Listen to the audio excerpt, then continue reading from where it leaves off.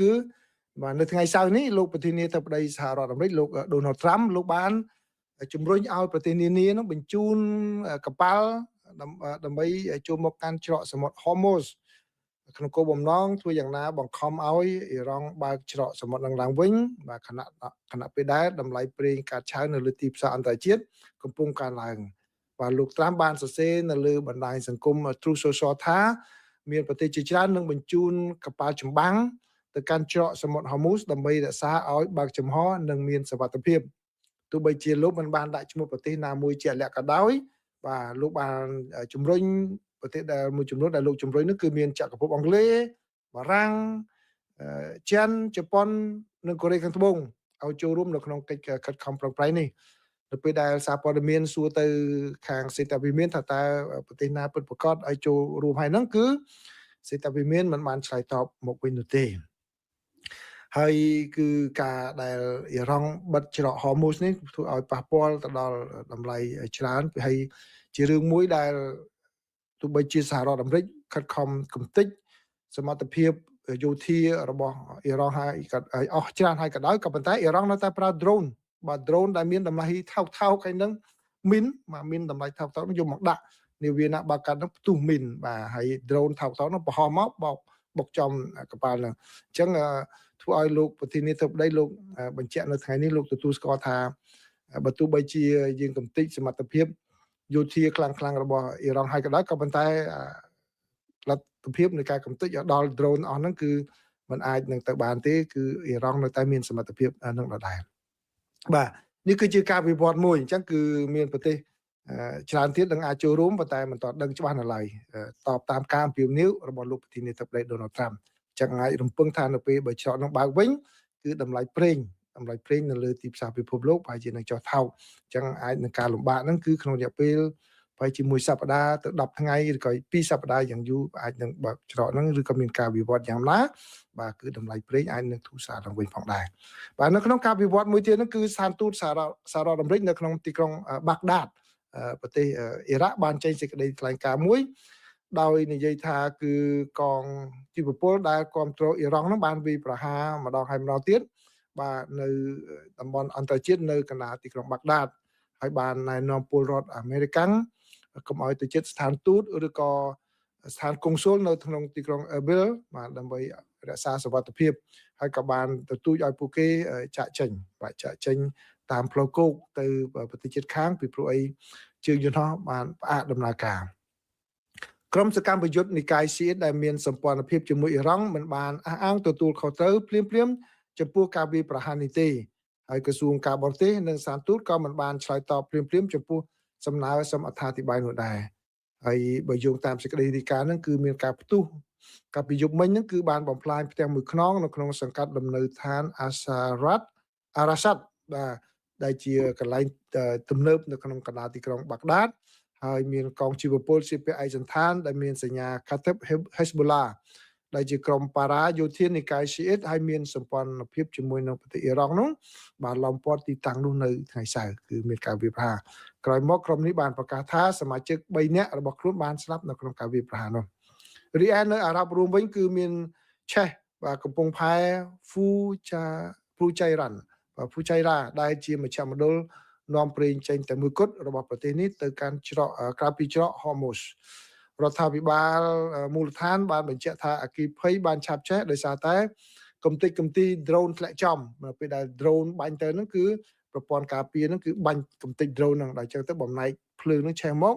បានជាចំឆេះកន្លែងហ្នឹងតែម្ដងបាទនេះគឺជាការវិវត្តទី1នៅក្នុងច្រក Hormuz ដែលខាងសហរដ្ឋអាមេរិកខិតខំប្រឹងប្រែងដើម្បីបើកច្រកនឹងឡើងវិញបាទអញ្ចឹងបើសិនជាបើករួចគឺអាចនឹងមានការធូរស្រាលតម្លៃប្រេងណាបាទព័ត៌មានទី2នេះគឺជាសេចក្តីរាយការណ៍របស់ NBC គឺបានឲ្យដឹងថាលោកប្រធានាធិបតី Donald Trump បានថ្លែងនៅថ្ងៃសៅរ៍នេះថាបាទគឺអ៊ីរ៉ង់បានលូកដៃមកសូមចរចាជាមួយនឹងលោកក៏ប៉ុន្តែលោកនៅមិនទាន់ត្រៀមខ្លួនជានៅឡើយទេនៅក្នុងការចរចាសម្រាប់ឲ្យបានកិច្ចព្រមព្រៀងមួយជាមួយនឹងអ៊ីរ៉ង់ក្នុងគណៈពេលដែលសង្គ្រាមនេះនៅតែបន្តបាទគឺដោយសារតែលោកថាលក្ខខណ្ឌដែលអ៊ីរ៉ង់ព្រម ចង់ព្រមផ្ដល់ឲ្យសហរដ្ឋអាមេរិកហ្នឹងគឺលោកថាមិនទាន់ not good enough yet គឺថានៅតែមិនទាន់ល្អនៅឡើយទេបាទគឺប៉ុន្តែនៅពេលដែលអ្នកសារព័ត៌មានសួរថាតើលក្ខខណ្ឌអ្វីទៅដែលអ៊ីរ៉ង់បកគោលជូនសហរដ្ឋអាមេរិកនោះគឺលោកប្រធានាធិបតីមិនបញ្ជាក់នោះទេបាទដូច្នេះនៅក្នុងការបទសម្ភាសន៍រយៈពេល30នាទីជាមួយនឹងទូរទស្សន៍ NBC News ហ្នឹងគឺលោកប្រធានាធិបតីបាននិយាយច្រើនអំពីផែនការយ៉ាងណាដើម្បីធ្វើឲ្យតំបន់ Hormuz ហ្នឹងមានសុវត្ថិភាពឡើងវិញដើម្បីទប់ស្កាត់តម្លៃប្រេងនៅសកលលោកដែលកំពុងតែកើនឡើងបាទហើយលោកបាននិយាយធានាដល់ពលរដ្ឋអាមេរិកថាកុំព្រួយបារម្ភពេកពីតម្លៃប្រេងសាំងហ្នឹងគឺវាមិនទាន់ជាឡើងខ្លាំងណាស់ទេបាទគឺនៅតែអាចកម្រិតមួយដែលអាចគ្រប់គ្រងបាននៅរដ្ឋមួយចំនួនប្រេងឡើងមិនក៏ប៉ុន្តែនៅក្នុងកម្រិតមួយដែលវាជារឿងធម្មតាទេនៅសហរដ្ឋអាមេរិកដែលចូលដល់រដូវក្តៅតម្លៃសាំងឡើងថ្លៃណាស់បាទលោកប្រធានាធិបតីថាលោកមិនព្រមចរចាជាមួយអ៊ីរ៉ង់ហ្នឹងពីព្រោះលោកថាមិនដឹងថាប្រធានាធិបតីអ៊ីរ៉ង់រាល់ថ្ងៃដែលទំឡើងថ្មីហ្នឹងនៅរស់រានមានជីវិតឬក៏ស្លាប់បាត់បង់ជីវិតបាត់ហើយបាទអត់ដឹងបាទអញ្ចឹងលោកមិនចង់ចរចានៅឡើយទេប៉ុន្តែលោកក៏សម្ដែងនៅការភ្ញាក់ផ្អើលផងដែរដែលប្រទេសអ៊ីរ៉ង់បានសម្រេចចិត្តវាយប្រហារទៅលើបណ្ដាប្រទេសនៅមជ្ឈិមបូព៌ាហ្នឹងបាទដោយសារសងសឹកជាមួយនឹងប្រតិបត្តិការសឹករបស់សហរដ្ឋអាមេរិកជាមួយនឹងអ៊ីស្រាអែលដោយលោកថាប្រទេសមួយចំនួនហ្នឹងគឺជាសម្ព័ន្ធមិត្តរបស់អ៊ីរ៉ង់បាទមិនដែលមានរឿងរ៉ាវអីជាមួយអ៊ីរ៉ង់ហើយដូចក៏ទៅវាប្រហារគេបាទហើយលោកថាការវាប្រហារនៅកោះខាជដែលខាងសហរដ្ឋអាមេរិកបានវាប្រហារហ្នឹងជាមជ្ឈមណ្ឌលច្រកចេញប្រេងរបស់អ៊ីរ៉ង់ហ្នឹងគឺបានខូចខាតមូលដ្ឋានយោធាហ្នឹងក៏ប៉ុន្តែអត់ប៉ះពាល់កន្លែងនាំប្រេងចេញនៅឡើយទេផែប្រេងនៅឡើយទេក៏ប៉ុន្តែលោកថាលោកអាចនឹងផ្លាស់ចិត្តដែរបើសិនបើមានការវិវត្តយ៉ាងណាក៏ប៉ុន្តែលោកថាឥឡូវហ្នឹងគឺអាមេរិកនៅចង់វាកន្លែង2-3កន្លែងទៀតបាទ2-3កន្លែងទៀត2-3ដងទៀតឲ្យដើម្បីពាក្យរបស់លោកទីនេះទៅប្តីលោកថាដើម្បីជាការកំសាន្តផងដែរមកគាត់ថា we may hit it a few more times just for fun លោកបាទអញ្ចឹងបាទលោកបើកវងចោលទេលោកប្រធានាធិបតីគឺគេដឹងថាលោកនិយាយពេលខ្លះអត់មានចាំបាច់គិតរឿង political correctness អីទេថានិយាយត្រូវឆាកនយោបាយ philosophy អីទេគឺថាលោកមិនឃើញមិនថាអញ្ចឹងតែម្ដងបាទតាមធម្មតាពាក្យអញ្ចឹងគឺឋានៈប្រធានាធិបតីអត់និយាយទេប៉ុន្តែលោកអត់មានលោកត្រាំអត់មានខ្វល់គាត់ថា we may hit it a few more times just for fun ហើយសម្បត្តិពុំមួយនៅក្នុងការសន្ទនាតាមទូរស័ព្ទលោកតាមក៏បាននិយាយថាគឺលោកមិនចង់សម្រេចកិច្ចព្រមព្រៀងអីជាមួយនឹងអ៊ីរ៉ង់នៅឡើយទេណាបាទហើយបាទអញ្ចឹងនេះគឺជាការវិវត្តទី2បាទការវិវត្តទី2ដែលនៅក្នុងរូបនេះប្រិមិត្តឃើញហើយគឺលោកដាក់ថាមាន drone ប្រមាណតិចបាទមាននាវាប្រមាណដែលបំផ្លាញឬក៏ខូចខាតហ្នឹងបាទហើយគោលដៅប្រមាណដែលវាប្រហារបាទឥឡូវនេះចូលដល់ព័ត៌មានទី3បាទព័ត៌មានទី3នេះគឺសម្រាប់អ្នកនៅរដ្ឋ California គឺលោកប្រធានាធិបតី Donald Trump កាលពីថ្ងៃម្សិលមិញលោកបានចេញគេថាសញ្ញាច្បាប់មួយគឺដែលមានតាំងពីសម័យសង្គ្រាមត្រជាក់មកគឺគេថាច្បាប់គ្រាអាសន្នបាទ Defense Production Act គឺបានន័យថាច្បាប់ស្តីអំពីផលិតកម្មការពារជាតិនៅក្នុងគ្រាមានអាសន្នបាទដោយច្បាប់ហ្នឹងកាលពីសម័យ COVID ក៏យកមកប្រើដែររដ្ឋបាលលោក Biden ក៏យកមកប្រើដែរពេលហ្នឹងគឺproduction Defense Production Act ហ្នឹងគឺបានន័យថាពេលណាដែលមានជួបគ្រោះថ្នាក់អីចឹងគឺរោងចក្រអីធម្មតាហ្នឹងគឺក៏ទៅងាកមកផលិតនៅសម្ភារៈសម្រាប់ការពារជាតិទាំងអស់ឧទាហរណ៍ដូចជាជំនាន់ COVID ហ្នឹងក្រុមហ៊ុន Boeing មកផលិតអា mask បញ្ចូល gas oxygen ណាបាទងាកឲ្យមកផលិតហ្នឹងហ្មងក្រុមហ៊ុនមួយចំនួនណាដែលមានសមត្ថភាពគឺថាយន្តហោះយកកដោអីក៏ដោយផ្អាកសិនមកប្រយុទ្ធធ្វើកិច្ចការហ្នឹងដើម្បីបម្រើទៅដល់សមរភូមិបាទអញ្ចឹងឥឡូវលោកត្រាំលោកដាក់ច្បាប់ហ្នឹងសញ្ញា executive order ប្រើច្បាប់ហ្នឹងកាលពីថ្ងៃសុក្រម្សិលមិញដើម្បីឲ្យរដ្ឋ California ឲ្យគេបូមប្រេងនៅក្នុងសមុទ្រ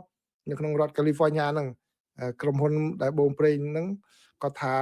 បើសិនជាអនុញ្ញាតបាទគឺអាចនឹងបូមបានប្រេងពី45,000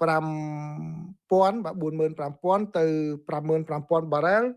ក្នុងមួយថ្ងៃនៃប្រេងកាតឆៅនឹងហើយអាចនឹងដំឡើងសមត្ថភាពរហូតដល់ 60,000 បារ៉ែលក្នុងមួយថ្ងៃផងដែរណាក្នុងរយៈពេល រហូតដល់ចុងដំណាច់ទសវត្សរ៍នេះគឺអាចនិយាយបានប៉ុណ្ណឹងបាទ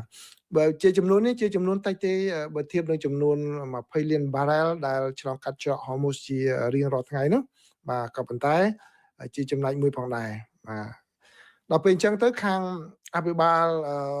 រដ្ឋ California ជំនួសទីអភិបាលរដ្ឋ California លោក Gavin Newsom គាត់ថាมันអាចធ្វើបានទេពីព្រោះវាប៉ះពាល់ទៅដល់បរិស្ថានហើយខាងតុលាការបានហាមឃាត់មិនឲ្យឲ្យលោកថាប្រេងប៉ុណ្ណឹងគឺវាស្មើនឹង 0.05% នៃប្រេងដែលត្រូវការដើម្បីជួយពិភពលោកហ្នឹងដូច្នេះវាមិនអាចនឹងប្រែប្រួលបានទេបាទពីព្រោះក្រុមហ៊ុនហ្នឹងគឺកន្លែងអណ្ដូងប្រេងហ្នឹងគេបិទម្ដងហើយឆ្នាំ2025ហ្នឹងដែលមានការបែកធ្លាយទៅយកឲ្យលិចប្រេងកំពប់ប្រេងពេញសមុទ្រហ្នឹងកាលនោះទម្រាំថា clean សម្អាតអស់ហ្នឹងបាទឥឡូវគេបិទតែម្ដងហើយអញ្ចឹងទៅលោកអភិបាលរដ្ឋលោកថាលោកមិនព្រមទេបាទដូច្នេះតើរវាងច្បាប់ថ្នាក់ជាតិនៅក្នុង Defense Production Act ជាមួយនឹងច្បាប់ថ្នាក់រដ្ឋតើប្រឈមមុខគ្នាយ៉ាងម៉េចប៉ុន្តែតាមធម្មតាគឺ Defense Production Act ហ្នឹងគាត់មានអធិភាពច្រើនជាងបើសិនជាក្នុងករណីមានគ្រាអាសន្នក៏ប៉ុន្តែអាស្រ័យទៅលើចៅក្រមបាទឥឡូវនោះប្រជារដ្ឋ California ប្តឹងទៅថាបើសិនជាលោកចៅក្រមគាត់ថាអត់ទេស្ថានភាពហ្នឹងវាគួរមានអាសន្នដើម្បីដោះស្រាយអាហ្នឹងគឺអាចប្រើបានក៏ប៉ុន្តែបើសិនជាមិនទេគឺរដ្ឋ California តវ៉ាខ្លាំងហើយបាទនេះជាព័ត៌មានទី3